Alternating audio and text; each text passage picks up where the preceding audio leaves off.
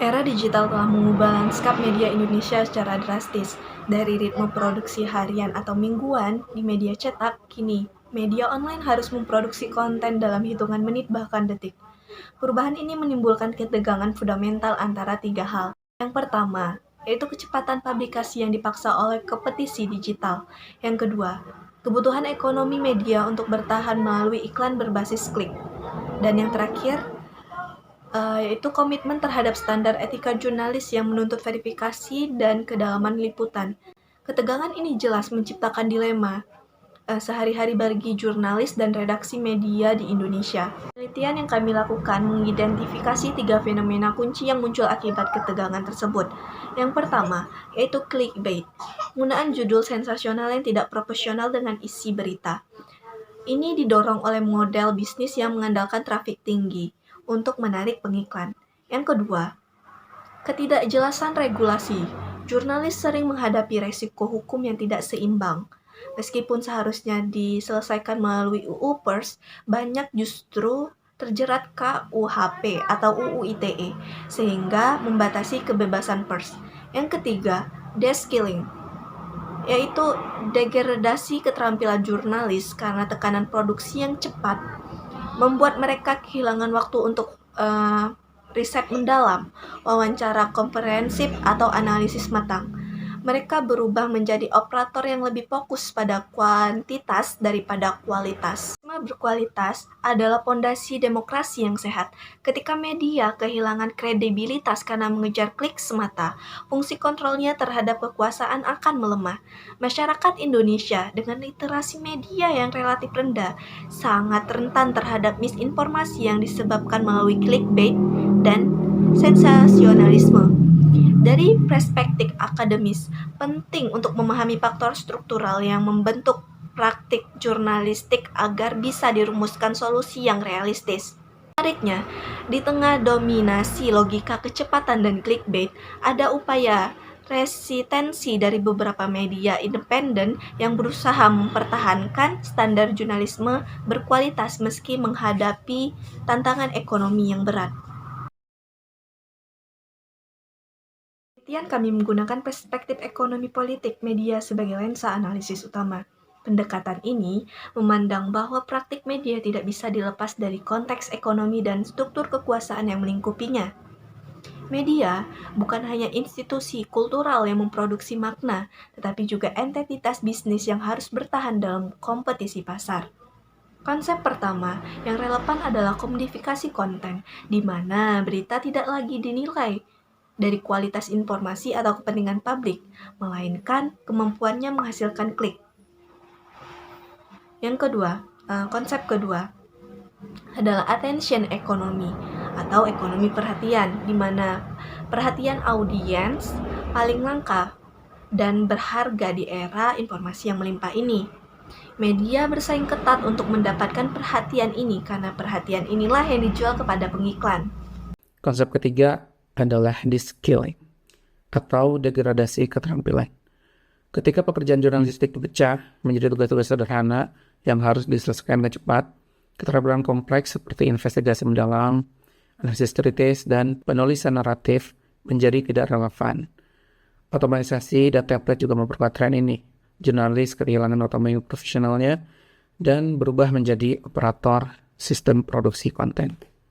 Konsep keempat adalah platform capitalism. Media online sangat bergantung pada platform digital seperti Google dan Facebook untuk distribusi konten dan pendapatan iklan. Platform ini memiliki algoritma yang menentukan konten mana yang akan dilihat banyak orang. Algoritma cenderung mempromosikan konten yang menghasilkan engagement tinggi, yang seringkali berarti konten sensasional atau kontroversial. Namun, penelitian ini juga menggunakan konsep agency dan resistensi. Tidak semua media dan jurnalistik pasrah terhadap tekanan struktural. Ada upaya untuk melawan arus, membuktikan bahwa jurnalisme berkualitas masih bisa bertahan. Metode penelitian dan pendekatan. Penelitian ini menggunakan pendekatan kualitatif dengan paradigma kritis. Tujuannya bukan sekedar mendeskripsikan fenomena, tetapi mengungkap struktur kekuasaan dan kepentingan yang tersembunyi di balik praktik jurnalistik yang tampak di permukaan. Penelitian akan menggunakan pengumpulan data yang saling melengkapi, analisis isi kualitatif terhadap berita-berita online, studi dokumentasi terhadap berbagai dokumen relevan seperti kode etik, pedoman media cyber, dan putusan-putusan terkait. Metode ini akan memungkinkan triangulasi data yang kuat untuk menghasilkan pemahaman komprehensif. Metode analisis isi kualitatif. Untuk analisis isi akan dipilih skeptikal dari berbagai jenis media, mulai dari media mainstream besar, media independen berkualitas, media entertainment yang dikenal dengan clickbait-nya, hingga platform baru seperti TikTok yang kini menjadi sumber berita bagi banyak orang, terutama generasi muda. Artikel yang dianalisis adalah yang diterbitkan dalam 2 tahun terakhir, yaitu 2023 hingga 2025.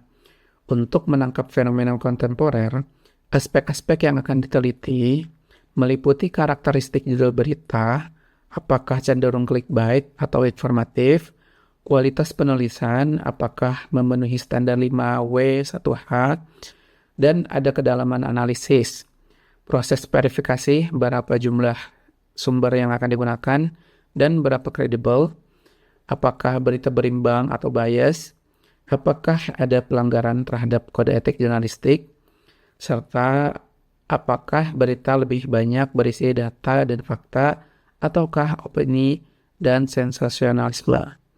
Yang menarik adalah membandingkan kualitas berita antar berbagai jenis media untuk melihat pola perbedaan.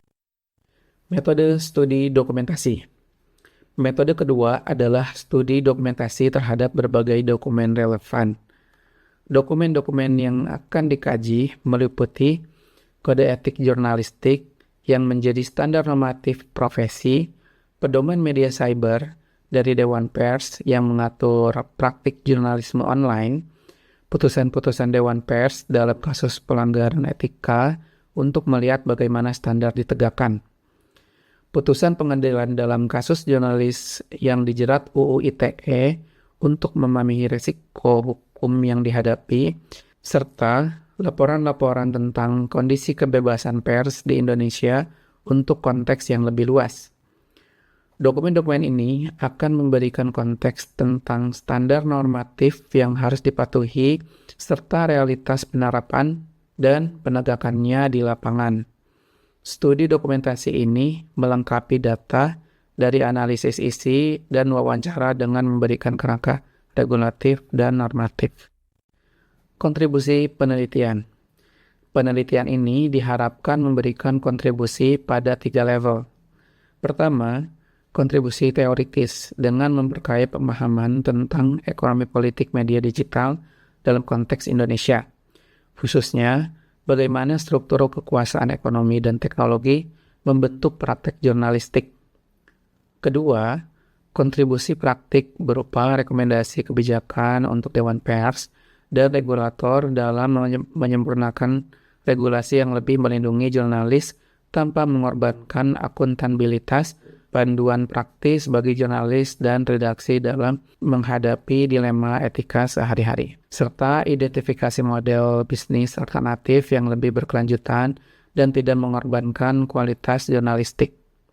Ketiga, kontribusi sosial dengan membantu memperkuat fungsi pers dalam demokrasi Indonesia, memberikan basis pengetahuan untuk melawan misinformasi dan disinformasi, serta meningkatkan kesadaran publik tentang pentingnya jurnalisme berkualitas bagi kehidupan demokratis yang sehat.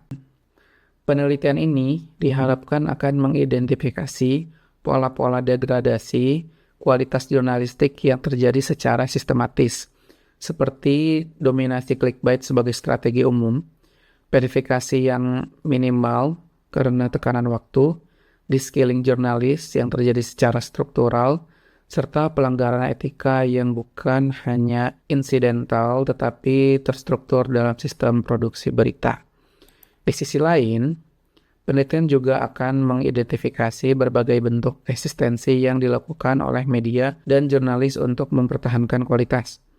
seperti mengembangkan model bisnis alternatif berbasis membership atau donasi, upaya mempertahankan jurnalisme investigatif dan mendalam meski tidak menghasilkan traffic tinggi, kolaborasi antar media untuk fact-checking atau investigasi bersama, serta komitmen pada standar profesional yang ketat.